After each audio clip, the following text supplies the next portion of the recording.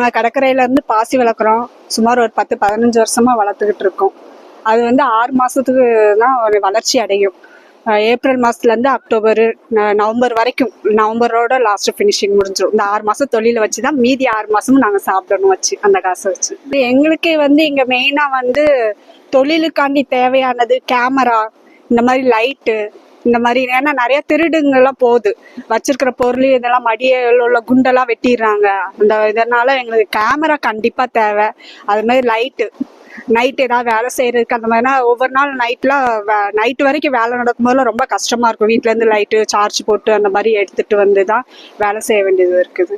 அந்த மாதிரி நிறைய. அப்புறம் ஏதாவது மகளிர் குழுல இருந்து நிதி உதவி அந்த மாதிரி ஏதாவது கிடைச்சா நல்லா இருக்கும் எங்களுக்கு. ஏன்னா எங்க தொழிலே அந்த மாதிரி தான். கடல் தொழிலுமே காத்துனால பாதி நாள் போக முடியாம போயிருது. இப்பெல்லாம் எங்களுக்குலாம் கடலுக்கு போய் ஒரு 25 நாளைக்கு மேல இருக்கும்.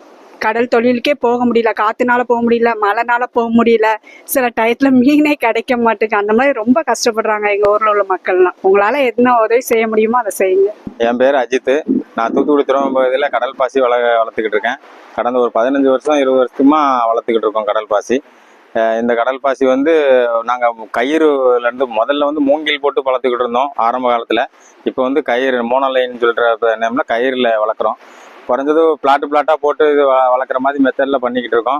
இது ஒரு டன் பாசி நாங்கள் கடலில் விதைச்சோம்னா அது எங்களுக்கு 3 டன் 4 டன் அந்த மாதிரி அறுவடை பண்ணுவோம்.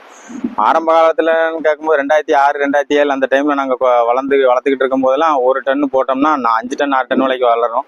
இப்போ அதோட வளர்ச்சி கொஞ்சம் கம்மியாக இருக்குது. அப்போ ரேட்டும் கொஞ்சம் ரொம்ப கம்மியாக இருந்தது. இப்போ அந்த தேவைகள் அதிகமாக இருக்கும்போது ரேட்டு கொஞ்சம் கூட இருக்குது.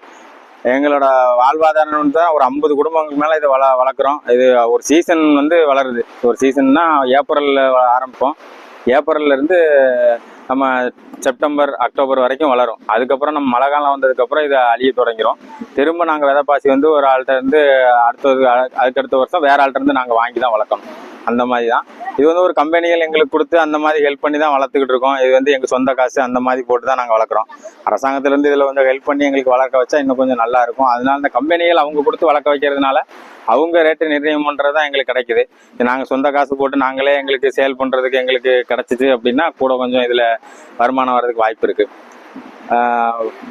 வேற இதுல கிலோ ஒரு கிலோ பச்சை பாசி பச்சையில நாங்க ஏற்றி கேட்குறாங்க. சிலது காய வச்சும் கேட்குறாங்க சில கம்பெனிகள். காய வச்சு கொடுத்தோம்னா கிலோ இப்போ 100 ரூபா வரைக்கும் இருக்கு. பச்சையில கொடுத்தோம்னா 10 ரூபா 12 ரூபா அந்த மாதிரி போடுறாங்க.